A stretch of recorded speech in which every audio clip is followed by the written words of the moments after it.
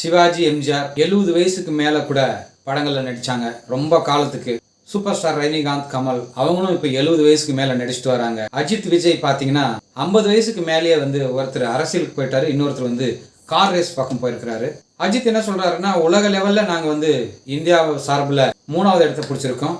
26 நாட்டுல போயிட்டு நாங்க கார் ரேஸ்ல கலந்துன்னு இருக்கோம். இப்ப இன்னும் பல நாடுகளுக்கு போயிட்டு நாங்க கலந்துக்கிறோங்க கார் ரேஸ்ல. இதுல வீரர்கள், மெக்கானிக்கள், இன்ஜினியர்கள் இப்படி பல பேருடைய உழைப்பு இருக்கு.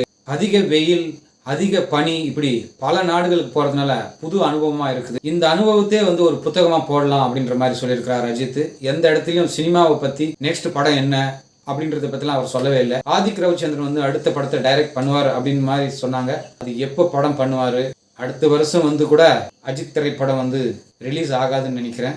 கதையும் கேட்கல, எப்போன்னு தெரியல. அஜித் ரசிகர்களுக்கு இது ஒரு ஏமாற்றமா தான் இருக்கும்.